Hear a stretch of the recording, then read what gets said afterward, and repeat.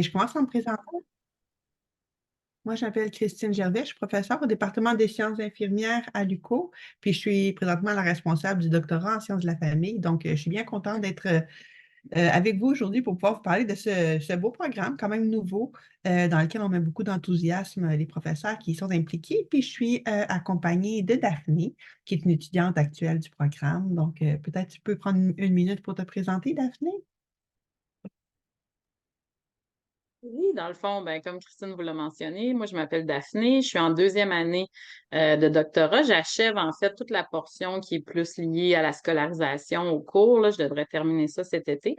Puis moi, j'arrive de la psychoéducation. J'ai fait mon bac qui est ma maîtrise en psychoéducation à l'UQO. Merci. Donc, peut-être juste pour m'aider à bien situer les informations que je vais vous partager, si on peut faire un petit tour d'écran pour que vous me disiez rapidement votre nom, quoi qu'on voit vos noms, mais de quelle discipline vous provenez, puis vous êtes vous êtes où dans votre carrière, comme donc plus au bac, maîtrise, vous travaillez, ça va m'aider justement pour m'assurer que, du moins essayer que les informations vous conviennent. Donc, je vais commencer, je vais y aller par l'ordre que vous apparaissez dans mon écran. Donc, Laurence. Oui, bonjour. Donc, je viens tout juste de déposer ma maîtrise en décembre. J'attends ma correction d'ici le 7 février. Donc, voilà, je me lance dans le doctorat cet automne. Ah, merci. Elisabeth? Allô? Dans le fond, moi, je suis sur le point là, bientôt de déposer mon mémoire en sciences infirmières. Puis je veux commencer le doctorat à l'automne 2024. Euh, j'ai travaillé longtemps là, comme infirmière au niveau clinique là, dans les hôpitaux CLSC. Mais là, depuis presque 2 ans, là, je travaille comme assistante de recherche à l'UQO. Merci, Elisabeth. Marie-Pierre. Oui, bonjour. Moi, j'ai mon bac en travail social, ma maîtrise en thérapie conjugale et familiale de McGill, comme elle a permis de psychothérapeute. Je travaillais dans le réseau de la santé comme travailleuse sociale et j'ai ma pratique privée à temps partiel en psychothérapie. Je m'intéresse beaucoup au parcours des mamans solo. Je considère moi-même ce chemin et je suis rendue à quelques étapes avancées. Mais c'est une grosse décision de vie, puis je me questionne beaucoup sur le profil de ces femmes-là, c'est quoi le contexte, puis tout ça. Donc, là, je suis juste à l'étape d'exploration de ce doctorat. Je prends des informations, je ne me suis pas inscrite encore. OK, merci, bienvenue. Marie-Christine? Oui, bonjour. Moi, je suis Oui. à la maîtrise en travail social. Je suis dans ma dernière année de rédaction. Donc, je déposerai en décembre 2024 et j'envisagerai comme un doctorat pour septembre 2025. Merci. Puis, Charline? Bonjour, moi je suis travailleuse sociale de formation. J'envisage le doctorat là, pour l'automne 2020. Parfait, bien, merci beaucoup. Donc, n'hésitez vraiment pas si vous avez des questions. J'essaie de faire ça le plus pratico-pratique pour que justement vous soyez en mesure de vous positionner, mais n'hésitez pas s'il y a d'autres informations que vous voulez avoir, ça va me faire plaisir de vous répondre. Donc, je vais vous partager mon écran. Ça va quand même, je pense, aider d'avoir un petit soutien visuel. Alors voilà, je vais vous... Ah, on a quelqu'un qui vient d'arriver. Donc, je vais la mettre, mais je vais tout de même débuter. Donc, le programme de doctorat en sciences de la famille, recherche et intervention, c'est un programme qu'on a développé à l'UQO. C'est important à savoir, peut-être comme première information, c'est le premier doctorat en sciences de la famille au Canada. Donc, il y a une maîtrise qui existe en Europe, puis sinon, il y en a plusieurs aux États-Unis. Il y a bac, maîtrise et doctorat qui existent. Mais c'est ça, on est vraiment les premiers au niveau canadien à avoir ça et dans la francophonie aussi du même coup au niveau du troisième cycle, on est le premier programme. Donc, peut-être que vous demandez c'est quoi les sciences de la famille, première question. C'est assez pertinent comme question. Je vous dirais, les sciences de la famille, ça a émergé vers la fin, les années 80, mais c'est reconnu comme une discipline depuis les années 2000. Puis c'est un regroupement interdisciplinaire de chercheurs qui se sont regroupés ensemble, puis qui ont travaillé justement à mieux définir, conceptualiser le travail qu'ils pouvaient faire collectivement sur l'objet de recherche qui est la famille. Donc maintenant, on reconnaît 4 principales caractéristiques des sciences de la famille qui vont vraiment avoir comme objectif de découvrir puis surtout d'appliquer des connaissances sur les familles. Alors, les 4 éléments ou caractéristiques principales des sciences de la famille, c'est qu'elles vont toujours être centrées sur les relations. Donc, même quand on étudie, par exemple, une situation d'un individu, on va considérer les relations autour de cet individu-là qui vont influencer sur la situation qui est vécue. Les sciences de la famille vont aussi toujours reconnaître la centralité des dynamiques au sein des familles, puis vont avoir un focus sur les forces puis la résilience plutôt que se centrer, comme on fait majoritairement, sur les déficits ou les pathologies ou l'adversité qui peut être vécue. Il y a la posture interdisciplinaire qui est au cœur des sciences de la famille, d'où la raison d'avoir un doctorat qui est aussi interdisciplinaire dans notre cas.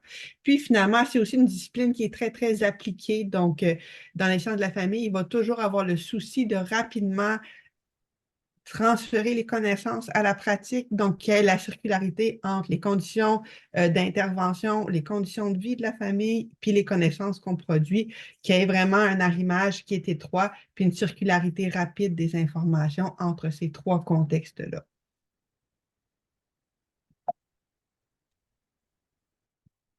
Voilà.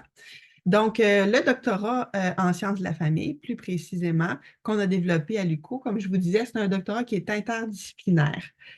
Donc, il est interdisciplinaire autant par le département, donc il est porté par le département de travail social et de sciences infirmières, mais aussi par les étudiantes qui y participent. Donc, il est ouvert aux étudiantes de plusieurs disciplines. Jusqu'à maintenant, on dit principalement sciences infirmières et travail social, mais jusqu'à maintenant, on a vraiment eu une plus grande diversité que ça d'étudiantes qui participent au programme. Donc, on a des gens, par exemple, en psychologie, en psychoéducation. On en a eu dans le travail social, sciences infirmières, sexologie. Donc, c'est assez varié comme profil d'étudiante. On pourrait en avoir, par exemple, en relations industrielles aussi, en éducation. Donc, on accueille les étudiantes de plusieurs profils, pourvu qu'elles aient un intérêt sur la famille, ou du moins à utiliser un angle familial pour étudier la problématique à laquelle elles s'intéressent. Donc, c'est un programme de 90 crédits. On peut le faire autant à temps partiel qu'à temps complet. Ça va mener à l'obtention du grade de PhD, doctorat. Il est offert à Gatineau et à Saint-Jérôme. On a 15 places par année, les 2 campus ensemble. Pour l'instant, je vous rassure, on n'a pas encore atteint notre contingentement. Donc, pour l'instant, on n'a pas encore vraiment... On sélectionne les étudiants selon leur admissibilité, mais on n'a pas à les classer, par exemple, selon leurs notes, selon l'excellence de leur dossier. Puis, on a accueilli une première cohorte en 2021. Donc, on a présentement 3 cohortes qui circulent dans le programme pour un total de 10 étudiantes. Donc, vous voyez, c'est encore un petit programme pour l'instant, mais là, on a quand même plusieurs demandes pour l'année prochaine. Donc, je pense qu'on est quand même sur un beau rythme de croisière, puis ça va aller en augmentant au fil du temps. Si on regarde les objectifs du programme, dans le fond, le programme vise à développer des chercheurs, mais aussi des spécialistes de haut niveau sur la famille. Donc, c'est vraiment ce qu'on vise. Puis plus précisément, on s'attend à ce que les étudiantes, une fois graduées, soient capables de maximiser les connaissances théoriques et pratiques sur les enjeux qui touchent les sciences de la famille, en particulier l'intervention ou la recherche sur les personnes et leurs familles, mais aussi qu'ils soient capables de développer, d'implanter, d'analyser et d'évaluer des innovations sociales et en santé. Donc, quand on parle d'innovation sociale et de santé, on inclut autant des outils cliniques qui peuvent être développés pour certains milieux de pratique, des pratiques prometteuses à développer ou à promouvoir ou à transférer dans les milieux cliniques, des interventions, des programmes ou des politiques aussi. Mais toutes ces formes d'action-là doivent viser au développement ou à la promotion, au soutien des familles contemporaines. Donc, je vous ai mis ici un petit aperçu du cheminement. Ça a l'air de quoi? Ça, c'est le cheminement à temps plein. Donc, le programme à temps plein prend 4 ou 5 ans à être complété, dépendant du projet de thèse qui va être réalisé, du type de population qui est visée. Par exemple, pour le recrutement, là, ça peut être plus ou moins rapide pour, par exemple, réaliser la collecte de données. Mais je vous dirais que dans les conditions optimales, ça peut être fait justement en 4 ans, peut-être 5. À temps partiel, c'est 6 à 8 ans que ça prend. Donc, concrètement, la première automne, il y a 2 cours qui se donnent. Donc, le premier, c'est le cours qui est fondement épistémologique des sciences de la famille. Où vous allez explorer justement toutes les théories à l'origine des sciences de la famille. Et puis, le deuxième, c'est le cours enjeux interdisciplinaires touchant les familles qui, lui, va aborder vraiment des enjeux d'actualité. Donc, à chaque session, à chaque année, il est revu de manière à couvrir des thèmes qui sont actuels, pertinents socialement ou des enjeux qui sont arrivés dans la dernière année puis qui touchent les familles. Ces 2 cours-là se donnent d'une façon en co-enseignement interdisciplinaire. Donc, chaque cours est porté par 2 professeurs, une en sciences infirmières et une en travail social. Puis, les 2 cours se donnent sur une journée complète. Ce qui veut dire qu'une semaine sur 2, par exemple, vous avez épistémologie toute la journée le mardi, puis la semaine suivante, vous avez enjeux interdisciplinaires toute la journée aussi, et on alterne comme ça. Le cours épistémologie se donne en virtuel, donc vous n'avez pas besoin de vous déplacer, alors que le cours d'enjeux se donne en présentiel, donc soit à Gatineau ou à Saint-Jérôme. À l'hiver, vous avez le cours méthodologie de la recherche qui va vous amener justement à élaborer, déjà commencer à réfléchir à comment est-ce que vous allez faire pour étudier le phénomène auquel vous vous intéressez. Puis le deuxième cours, c'est méthodologie du développement, de l'implantation et de l'évaluation de programmes et d'intervention auprès des familles.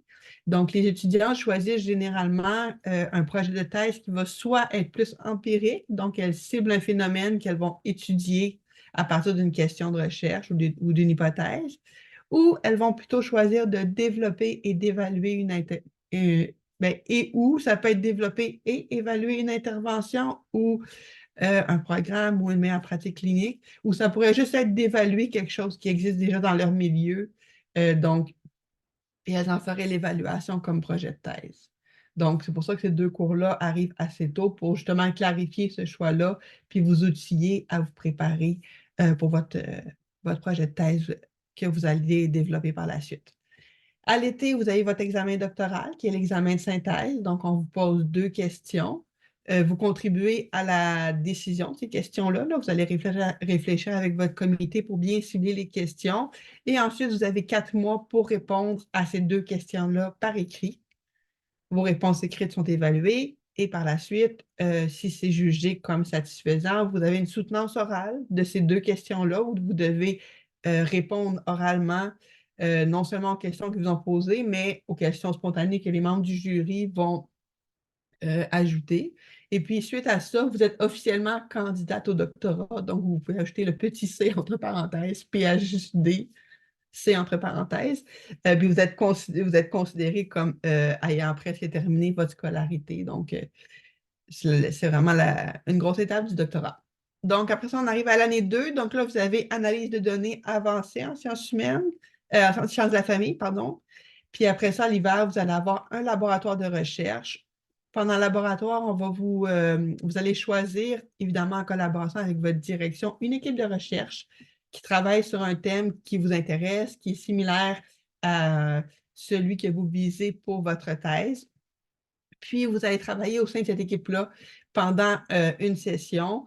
Les modalités exactes vont être définies avec votre superviseur. Ça vise vraiment à vous socialiser à d'autres manières de faire de la recherche pour pas que vous soyez uniquement en contact avec le type de recherche que fait votre directeur ou votre directrice, puisqu'il y a vraiment plusieurs manières, puis plusieurs dynamique d'équipe aussi dans les équipes de recherche. Donc, ça contribue à votre formation. Puis, vous avez aussi un séminaire interdisciplinaire sur la famille pendant lequel vous développez votre projet de thèse. Donc, là, vous allez formaliser très clairement c'est quoi votre question de recherche, la problématique à laquelle vous vous intéressez, une brève recension des écrits. Vous allez proposer une méthodologie. Vous allez en discuter en classe et avec la professeure qui fait le séminaire. Et après ça, en arrivant à l'été, là, vous déposez votre projet doctoral. il va être approuvé par votre comité et après ça, vous arrivez en rédaction de thèse, donc collecte de données, recrutement, analyse et votre thèse. Donc, ça vous donne un aperçu du cheminement complet du programme de doctorat en sciences de la famille.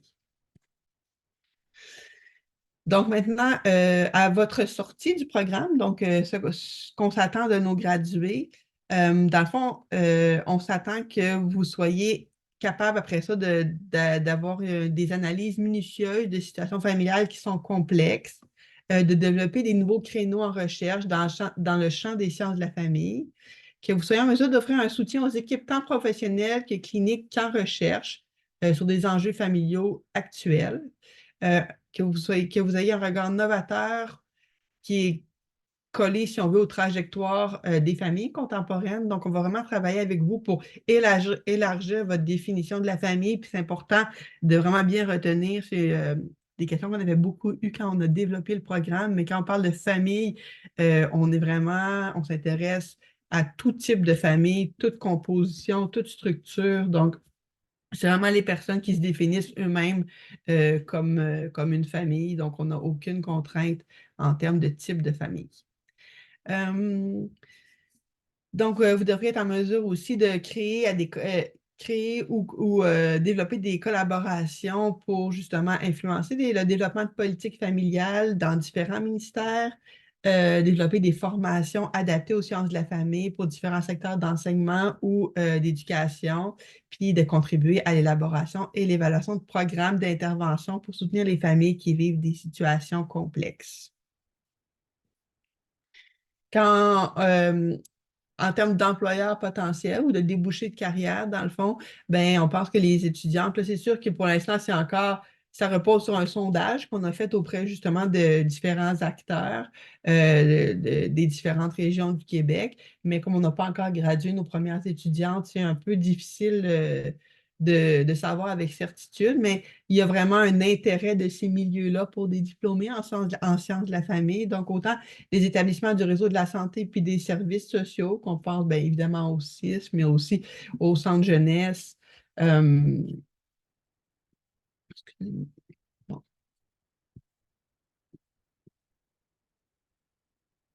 Excusez-moi, je vais voir exactement, on avait mis. Puis aussi, quand on pense les centres universitaires de recherche aussi, qui sont intégrés dans les CIS, ça pourrait être justement un employeur potentiel. Les ministères et les organismes, autant fédéraux que provinciaux, par exemple Santé Canada, ministère de la Santé et Services sociaux, ministère de la Famille, ministère de l'Éducation, des secteurs privés à but non lucratif. Donc, on pense justement les différents regroupements, associations. Ça pourrait être, par exemple, la Fédération des organismes communautaires du Québec, le Réseau des centres de ressources périnatales du Québec, l'Association de santé publique du Canada, la Fédération canadienne des services de garde à l'enfance. Donc, c'est des exemples dans le secteur plus privé à but non lucratif. Puis, évidemment, dans les établissements d'enseignement, donc soit une carrière de professeur à l'université ou au collégial aussi. Au cégep, il y a aussi un intérêt.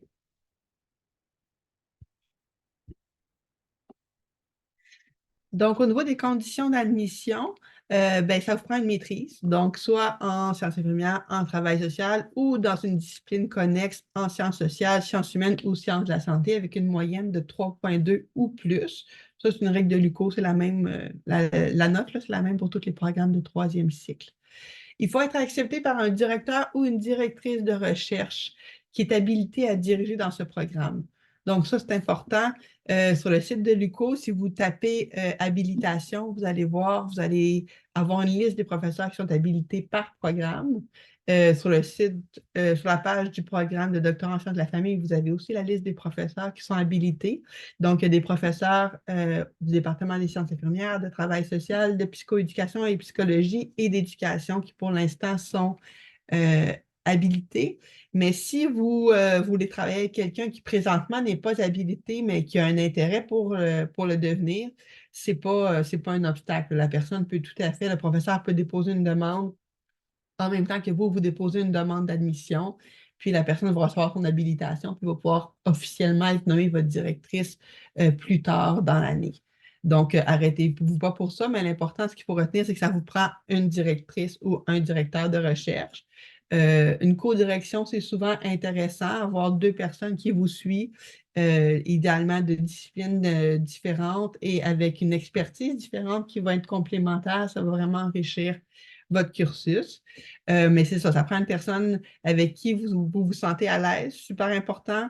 Vous avez l'impression que ça va bien aller pour travailler, il va y avoir une belle collaboration qui va s'installer, puis qui est intéressé par votre phénomène d'intérêt, qui a une expertise, puis justement qui est disponible pour vous accompagner. Donc, ça prend une lettre il y a un formulaire spécifique pour l'engagement de la direction. Oui, Marie-Pierre? Est-ce que ça peut être un professeur d'une autre université ou ça ne fonctionne pas comme ça? Le professeur de notre université peut être en co-direction, mais il faut avoir une direction à l'UQO. Parfait, merci. Faut avoir réussi des cours de premier et de deuxième cycle sur la famille. Donc, ça, c'est super important aussi, mais c'est moi qui vais le vérifier dans votre demande d'admission. Avoir soit suivi des cours ou avoir une expérience en recherche. Donc, tout ce qui est les maîtrises professionnelles, là, des fois, ça peut poser problème. Il faut voir comment on peut arriver à avoir les acquis tout de même, puis avoir une bonne compréhension de l'anglais écrit. Ça, on ne l'évalue pas dans votre demande d'admission, mais vous allez devoir lire en anglais dans le doctorat. Donc, c'est important d'avoir une idée de ça. Puis évidemment, s'il manque certains prérequis ou si certaines de ces conditions-là ne sont pas là, on peut faire une admission conditionnelle ou demander une propédeutique le temps, par exemple, que vous allez chercher un cours de recherche de deuxième cycle, admettons, on se rend compte que vous n'en avez pas eu, puis que ça va complexifier votre parcours. Donc, dernière chose, il y a des financements disponibles. Donc, à chaque année, il y a une bourse d'admission qui est de 7 500 pour une nouvelle étudiante qui s'inscrit à temps plein. La Fondation de l'UQO offre plusieurs bourses aussi à chaque année. Il y a plusieurs professeurs qui ont des subventions de recherche puis qui embauchent des assistantes de recherche. Donc, si c'est possible d'arrimer votre projet avec un projet qui est subventionné, souvent, vous pouvez avoir accès à des bourses pour une partie de votre projet. Puis finalement, évidemment, on peut faire des demandes aux grands organismes subventionnaires, là, le Fonds de recherche en santé du Québec, les IRSC, le Conseil de recherche en sciences humaines, avec l'appui de votre directeur. C'est tout à fait possible. Puis, on a des étudiantes dans le programme qui sont boursières, là. Ça va habituellement assez bien. Donc, vous avez mes coordonnées à la fin. Moi, je peux répondre à toutes les questions que vous avez par rapport au programme en tant que tel. Puis Marie-Ève Caron, qui est la technicienne en administration, elle est vraiment notre spécialiste pour tout ce qui est les formulaires, les dérogations, les inscriptions, plus les trucs très techniques, là. C'est vraiment elle qui maîtrise le processus. Donc, je vous ai mis son numéro de téléphone, puis son courriel aussi. Alors, Daphné, je t'invite. Ah, Elisabeth, oui, Elisabeth, je vais répondre à ta question, puis après ça, Daphné va vous partager un petit peu son cheminement et l'expérience qu'elle a du programme jusqu'à maintenant. Dans le fond, j'avais deux questions. Finalement, peut-être que Daphné va y répondre, là. Tu as mentionné là, la première session, il y avait un cours en présence, puis l'autre en virtuel. Pour les autres sessions, c'est-tu à peu près la même chose aussi ou? C'est une bonne question. Il faut être prête à se déplacer sur le campus quelques fois par session, à toutes les sessions. Je te dirais pendant ta première année. OK. Après ça, le laboratoire, séminaire, non, pas nécessairement. Puis là, après ça, c'est que ça dépend des enseignantes qui vont le donner. Puis après 3 ans, on doit changer, puis on va changer l'été prochain. Donc, ça va dépendre des profs. Fait que je suis un peu embêtée de te répondre. Mais comme exemple, cet hiver, euh, le cours de méthode de recherche et le cours de développement de programme sont en personne, mais on a deux fois dans la session où on est en virtuel. OK. Fait que dépendant des contraintes, comme on n'est pas beaucoup, c'est l'avantage, on est 5. Donc, tu sais, on se parle, il y en a une qui a telle date, elle a quelque chose, moi aussi, je suis en congrès à telle. Donc, on se met deux journées Zoom dans la session, puis ça allège un petit peu les déplacements. OK. Et l'autre question, C'est important de garder une dimension en présence, puis ça crée quand même quelque chose d'intéressant entre les étudiantes au niveau de la motivation, là. C'est assez solitaire chez un cheminement doctoral, donc on trouve ça important la première année de développer quand même quelque chose entre les étudiants de la cohorte. Au niveau de la charge de travail, là, dans mon cas, c'est la maîtrise que j'ai faite en sciences infirmières, là, profil mémoire, mais doctorat versus maîtrise, on peut s'attendre à quoi la différence de charge de travail? Une bonne question, Daphné. As-tu une réponse à ça? Peut-être mieux placée que moi. Ben, la charge de travail, là, particulièrement, je dirais la première année, là, elle est quand même intense. Moi, quand j'ai commencé à l'automne 2022, je travaillais à 4 jours semaine dans le réseau de la santé. Puis je me disais, ah, ben, tu sais, une journée pour mes cours, le week-end, le soir pour mes travaux. Puis, tu sais, ça fonctionnait pas, là. C'était trop. Je l'ai appris, puis à la session suivante, j'ai diminué, et puis c'est toujours allé finalement en diminuant, mais la charge est quand même. Moi, personnellement, j'ai fait de ma maîtrise en travaillant en temps plein, puis ça allait, mais au doctorat, ça marchait plus. Ça peut être différent pour d'autres personnes. Moi, j'ai aussi 2 jeunes enfants, fait que, tu sais, mes soirées sont déjà occupées aussi. Fait que j'ai trouvé que la charge, il y avait une bonne différence entre les deux. Mais tu sais, ma première session en travaillant en 4 jours, je l'ai faite quand même, là. J'ai passé au travers, puis c'était rushant, mais tu sais, je pense que tout se fait là, quand on veut puis quand on s'organise. C'est juste pas nécessairement le contexte idéal, là.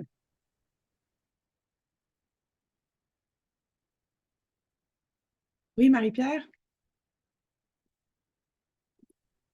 Oui, moi, je me demandais, à temps partiel, les cours ressemblent à quoi? Comment sont divisés les cours? Puis peut-être parler de la charge de travail. Je ne sais pas si Daphné est en temps plein, mais moi, je me demande temps partiel. Ben, temps partiel, c'est un cours par session. Donc, vous allez faire un cours. Comme les cours se donnent justement une semaine sur deux sous forme de journée pleine. Tu sais, ça permet, par exemple, d'avoir un congé de son employeur les mardis, puis là, un mardi sur deux, vous faites vos lectures, vos travaux, puis l'autre mardi sur deux, vous êtes en classe. Donc là, à ce moment-là, tu sais, ça peut se concilier assez bien avec un 4 jours semaine au travail. On a même qui sont en temps plein puis qui essaient de le faire. Je ne le recommanderais pas parce qu'ils pédalent fort, mais il y en a qui arrivent à le faire. Mais c'est combien de crédits minimum? Ça veut dire, parce que dans le fond, pendant les 5 ans, ben, ça va prendre de 6 à 8 ans, C'est un ça. cours par session seulement. C'est ça. Il faut savoir que au doctorat, on peut être inscrit. On choisit un régime temps plein ou temps partiel, mais tu gardes ton régime même si une session, tu n'as pas de cours. Comme Daphné, il y a eu dans son cheminement, il y a eu une session où elle n'avait pas de cours, mais elle reste avec son régime d'étudiante temps plein, puis elle travaille sur son projet doctoral pendant ce temps-là. Donc, c'est moins, comment dire, c'est pas tant lié à ton inscription à des activités d'enseignement en classe, contrairement au bac ou à la maîtrise. C'est vraiment un statut d'étudiante que tu vas choisir au début. Ça peut se modifier en cours de. Tu peux faire une demande de modification en cours de route, là, mais ça ne change pas à chaque session selon le nombre de crédits que tu suis.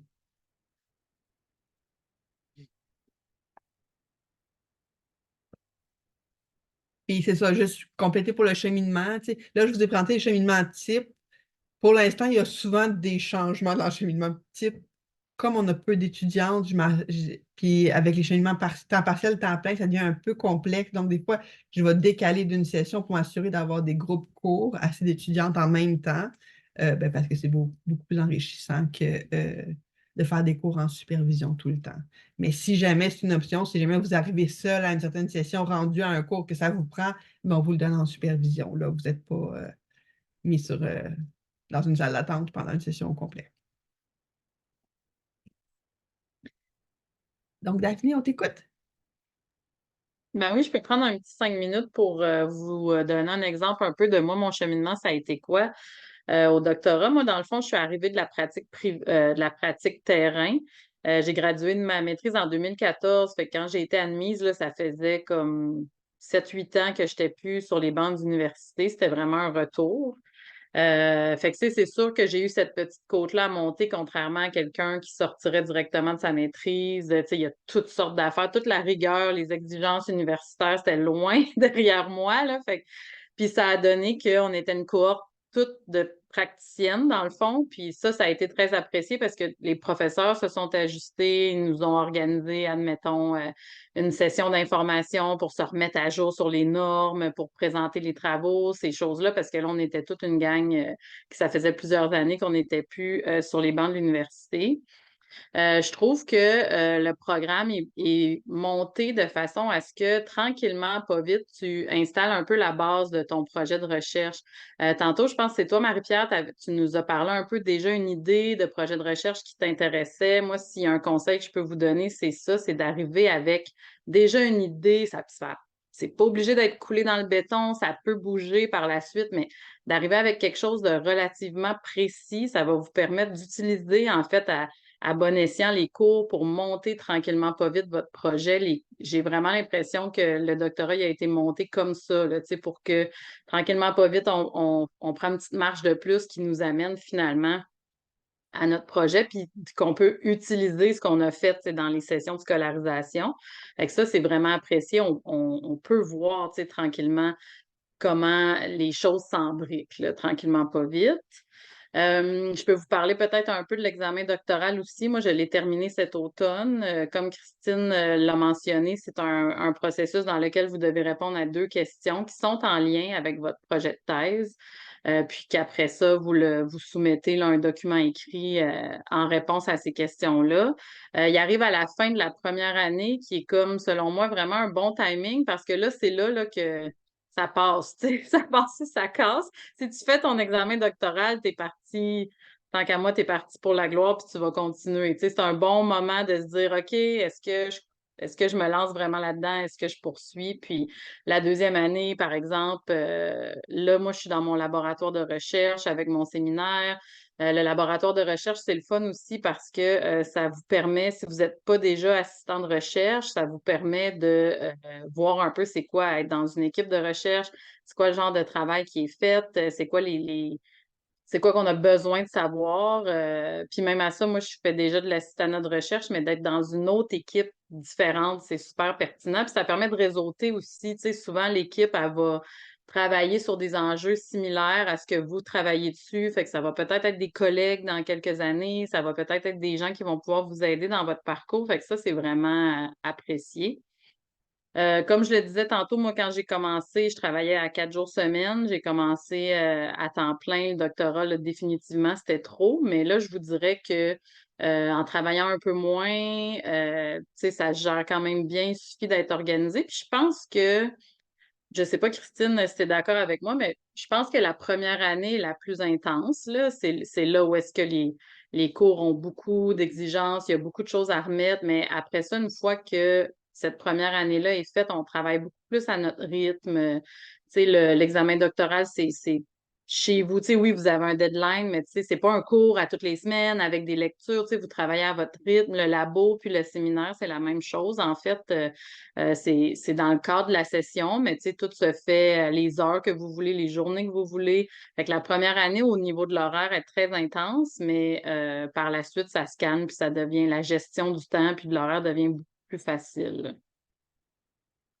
Puis à part ça, dans le fond, qu'est-ce que je pourrais vous dire d'autre? J'ai trouvé, moi, ce que je trouve qui est super intéressant aussi, c'est l'interdisciplinarité parmi les collègues du doctorat. On a tous des sujets différents, on a toutes des expertises différentes. Donc, c'est vraiment intéressant d'arriver puis d'entendre sur quoi les autres travaillent. Tu sais, on n'est pas il n'y a pas personne qui est en compétition l'une avec l'autre parce qu'on est tous dans des domaines hyper différents. Fait que c'est vraiment enrichissant. Ça aussi, ça permet d'ailleurs de réseauter puis d'élargir un petit peu nos intérêts de recherche puis de travail. Merci, Daphné. Super intéressant. Oui, Jessica? Ah, votre micro est pas ouvert encore. Excusez. J'ai 2 petites questions pour toi, Daphné. Est-ce que là, j'ai manqué le début de la rencontre, là, je suis désolée, j'étais encore en clinique, mais toi, tu es à ta 3e année? J'achève ma 2e année, en fait. C'est ta 2e année. Ouais, donc cet été, là, je vais déposer mon projet doctoral puis me lancer. OK. Puis est-ce que tu as pris, est-ce que tu as gardé ta charge, ton travail sur le côté ou tu as pris des cours aussi, puis t'es chargé de cours à l'université? J'ai pas pris de charge de cours pour l'instant. Ce que je fais présentement, j'ai pris un congé sans solde là, de mon travail que j'avais, mettons, avant d'entamer le doctorat. Puis là, présentement, ce que je fais, c'est de la recherche, de l'assistanat de recherche pour 2 professeurs différents. Puis je te dirais que ça compte bien. Ça se marie bien aussi, tu sais, avec les études. Là, tout, tu sais, je peux faire les heures, je peux faire mes heures quand je veux. Tu sais, ça aide avec la flexibilité de l'horaire, là. Pour l'instant, c'est ce que je fais. Puis, tu sais, mon congé sans solde, je pense pas que je vais y retourner, là. C'était plus un essai un peu, tu sais, est-ce que je mets ça de côté puis je me lance plus dans l'assistanat de recherche? Mais pour l'instant, c'est comme ça c'est ça que mon horaire a l'air, là. OK. Puis, est-ce que vous êtes toutes des filles qui étaient infirmières praticiennes, c'est ça? Moi, dans le fond, je suis psychoéducatrice. J'ai gradué de la maîtrise en 2014, puis j'ai toujours travaillé en pratique privée, en protection de la jeunesse. C'est vraiment récent là, que je fais presque plus de terrain, là, à part un peu de pratique privée. Mais sinon, tu sais, moi, dans les filles que je côtoie un peu, il y a une autre psychoéducatrice, il y a Sophie qui arrive de la sexologie, il y a Audrey qui est en soins infirmiers. Sinon, il y a travail social, il y a Domiti qui est psychomotricienne, Christiane, oui. quelque chose qui n'existe pas au Québec, mais elle est formée en France. Ah, c'est Fait que oui, ça. vraiment, tout le monde arrive des programmes différents, d'expériences professionnelles différentes aussi. OK. Merci.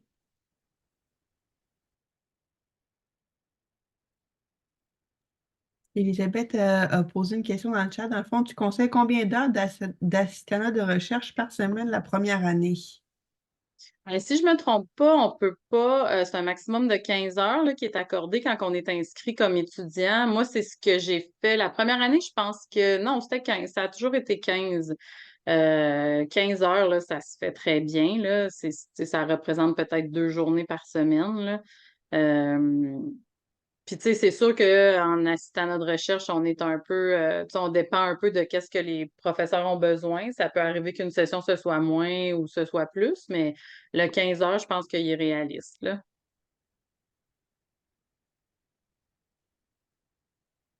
Ouais, ça dépend des tâches aussi que tu vas être amené à faire. C'est sûr que si c'est de la collecte de données, ben des fois, tu sais, c'est plus coincé dans l'horaire. Ça peut être Mhm. plus complexe, dépendant, mais bon. Peut-être juste revenir sur un autre élément par rapport à la première année, tu sais, où je pense que tu as raison, Daphné, je pense que le niveau d'exigence est particulièrement élevé. Puis c'est aussi la marche, tu sais, tout le monde, la première session entre la maîtrise et le doctorat, il y a quand même une différence d'exigence.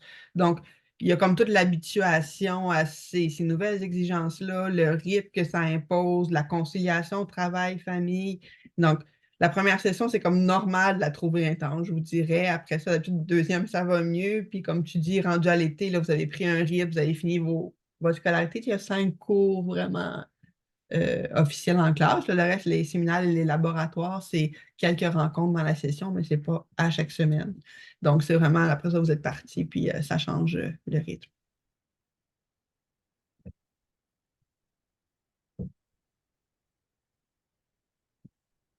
Oui, peut-être. Jessica, pose ta question. Pensant que je vais lire la question de Laurence. Ah oui, mais c'est ça, je voulais pas prendre la place de personne, là. Tu sais, je suis consciente que j'ai pas pu assister au début de la rencontre, mais je me demandais si vous aviez couvert le sujet ou pas, là, de la raison pour laquelle le, le programme existait, puis s'il y avait des manques à combler là, que vous aviez vus, mais je veux pas tu sais, que vous répétiez, puis fait qu'on peut faire ça à la fin aussi, là. OK, parfait. Bien, manque à combler.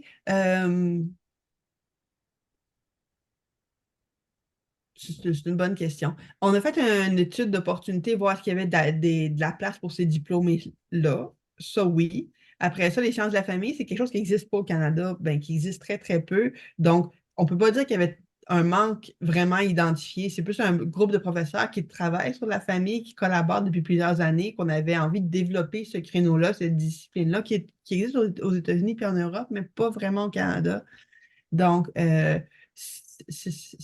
a plus été ça le moteur de se dire, bon, ben, on va collaborer ensemble, puis on va développer quelque chose vraiment de spécifique qui va préparer les étudiantes justement à être des professionnels hautement formés sur la famille. Le Québec, on a quand même la particularité d'avoir un système social, un soutien des familles au niveau étatique qui est assez exceptionnel puis qui fait modèle euh, pour plusieurs raisons à différents endroits dans le monde. Donc, on Mhm. est bien situé pour développer cette expertise-là, ou du moins la pousser encore plus. Il y a plusieurs équipes de recherche aussi qui s'intéressent à différentes dimensions de la vie des familles qui sont auxquelles les professeurs collaborent. Donc, ça nous permet de nous arrimer aussi, justement, il y a le partenariat de recherche Famille en mouvance, il y a l'équipe de recherche Paternité, Famille et Société, il y a l'équipe de recherche en placement et adoption, il y a la chaire de recherche en procréation assistée, donc et les liens familiaux. Donc, il y en avait vraiment une espèce déjà d'infrastructure de recherche très riche autour de la famille, ce qui a OK. aussi justifié le programme. OK. OK. Merci.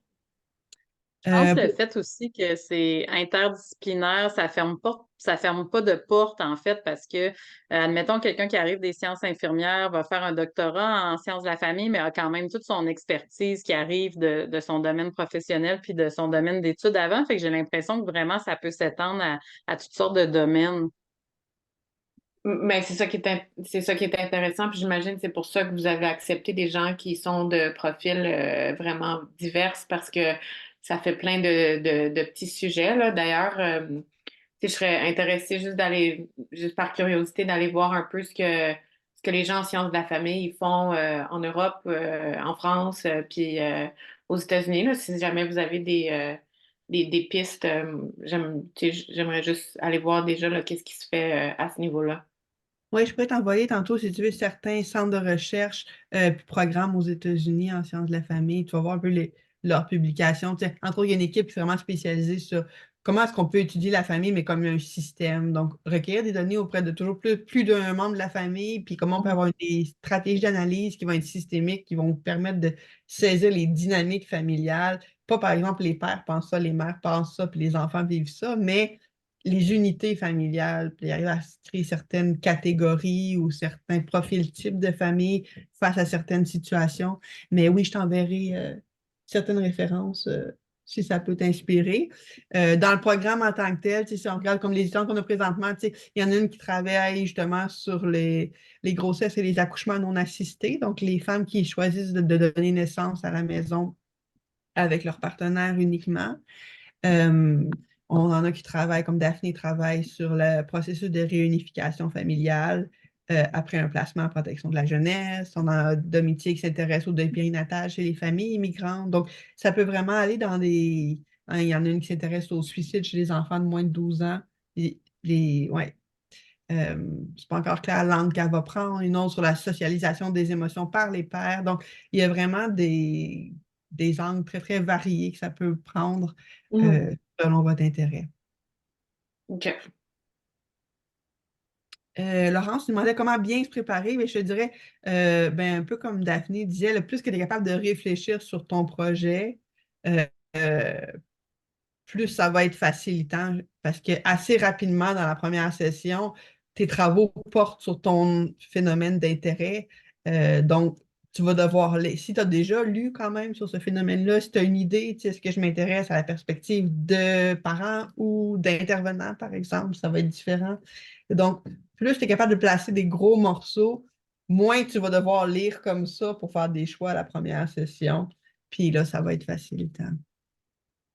Oui, définitivement. Je pense que d'arriver avec un projet qui est quand même défini, là, une idée justement, Christine, comme tu disais, quelle population m'intéresse, quel enjeu m'intéresse, ça va vraiment être aidant. Je me souviens des premiers travaux à remettre là, dans la première session. Celle qui avait encore un projet très flou, c'était beaucoup plus difficile pour elle, tandis que celle d'entre nous qu'on avait vraiment une question plus claire. Tu sais, elle n'est pas obligée d'être officielle et finale, mais qu'on avait vraiment une question plus claire, c'était beaucoup plus facile de s'enligner. Tu sais, souvent, quand on a une question, tu sais, qui nous mène à venir explorer en doctorat, on connaît déjà certains enjeux, tu sais, on a déjà des hypothèses. Fait que je pense que pour être bien préparé, ça serait vraiment la chose numéro un, avoir une idée claire de ce que vous voulez faire. Puis s'accorder du temps, puis tu sais, c'est sûr, là, comme Christine, tu disais, il y a une petite marche à monter, puis juste faire confiance au processus que vous allez la monter, la marche, dans le fond. Puis, si je peux me permettre d'ajouter, là, dans le fond, il y a aussi à l'UQO là, le Centre de soutien et d'innovation en pédagogie universitaire. Cette semaine, il y a eu une animation, ils ont fait une conférence pour parler de comment choisir finalement son directeur ou sa directrice de maîtrise. Puis, j'ai assisté, puis c'était super intéressant, puis ça a amené beaucoup d'informations, justement. Puis, ils en font plusieurs, là, il y en a d'autres à venir. Fait que, tu sais, peut-être que ça peut aider aussi quelqu'un, justement, ayant des questions quelconques ou juste parce qu'il a besoin d'accompagnement, là. Je pense que des bonnes formations, des bonnes conférences à assister peut-être, là, si jamais.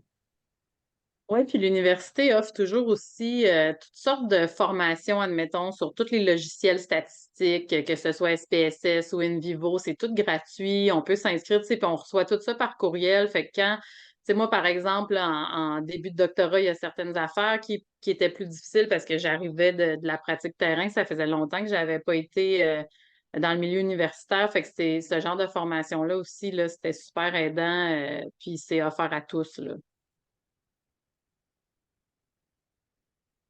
Si vous êtes dans le processus de chercher une directrice, ben, je sais que Laurence puis Emmanuel puis Elisabeth, vous en avez déjà une, mais pour les autres, quand vous allez arriver à cette étape-là, n'hésitez pas à me solliciter aussi. Tu sais, moi, j'ai une bonne connaissance en tant que directrice de programme de qui travaille sur quoi. Dépendant aussi, est-ce que vous êtes plus qualitatif ou quantitatif? Ça aussi, ça va orienter la personne. Donc, on peut se prendre un moment, vous me parlez un peu de vos intérêts, je peux vous parler des personnes qui me viennent spontanément en tête, puis après ça, vous prenez rendez-vous. Moi, je vous conseille vraiment, là, parler à plus d'une personne.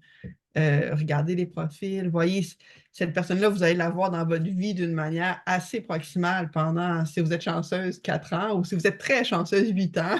C'est pas vrai, je fais des blagues. Mais il faut que vous vous sentiez en confiance, il faut que vous soyez confortable avec la personne. Donc, il y a l'intérêt, mais il y a les personnalités aussi qui, d'après moi, selon moi, c'est encore plus important que l'intérêt ou l'expertise de la personne. Donc, ça va me faire plaisir de vous pister si jamais vous avez des questions à ce sujet-là, vous ne savez pas trop. Quand on arrive dans une nouvelle institution, c'est dur des fois là, de comprendre qui fait quoi. Fait que ça va me faire plaisir de regarder ça avec vous. Oui, puis moi, c'est exactement ce que j'avais fait, là. J'avais été regarder sur le site, bon, OK, mes intérêts en protection de la jeunesse, quel prof travaille là-dessus. J'avais envoyé un petit courriel, puis après ça, on s'est rencontrés. Tu sais, ça n'a pas besoin d'être compliqué ou officiel, là. Dans le fond, j'ai rencontré ma directrice, j'ai posé mes questions, j'ai demandé est-ce que mon idée, ça a de l'allure? Est-ce que c'est quelque chose qui a du sens, qui est faisable? Puis après ça, on est parti avec ça.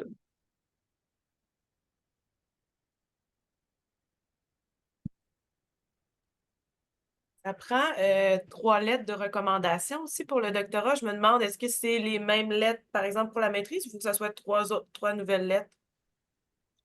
Il faut que ce soit des lettres relativement récentes. Fait que si elles datent de 2 ans, c'est trop vieux, je te dirais. Fait que ça prendrait des nouvelles lettres. Mais tu sais, ça peut être des collègues, des superviseurs, des professeurs, comme tu veux.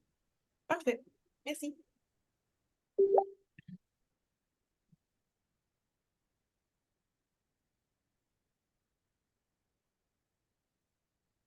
Donc, si vous n'avez pas d'autres questions, ben ça terminerait un petit peu l'activité qu'on avait prévue. Donc, n'hésitez pas si vous avez des questions. J'ai prolongé, je ne sais pas si vous le voyez dans votre portail, dossier d'admission, je ne sais pas comment ça s'appelle de votre côté, ce que vous voyez là, pour ceux qui ont déjà commencé un processus d'admission, mais la date officielle, c'était le 1er février, puis je l'ai prolongé jusqu'au 1er mai. Donc, je ne sais pas si c'est affiché encore, mais ça va l'être. Donc, stressez-vous pas, là, vous n'avez pas à tout déposer pour demain. Si jamais votre demande n'est pas complètement finalisée, vous avez encore du jeu pour ça. Oui, Elisabeth? Si on a déjà envoyé notre demande, est-ce qu'on va avoir juste comme la réponse officielle après la date du mois de mai? Non, non, au fur et à mesure que le registraire les traite, il me transmet, puis moi, je les traite au fur et à mesure.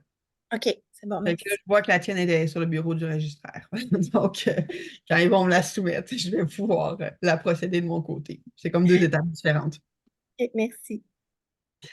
Donc, ben, merci à tous pour votre présence. Ça me fait plaisir de parler avec vous de ce superbe programme en espérant vous compter parmi nos étudiantes bientôt. Puis s'il y a quelque chose, écrivez-moi, ça va me faire plaisir. Merci beaucoup. Merci à vous. Bye bye. Merci. Bye bye.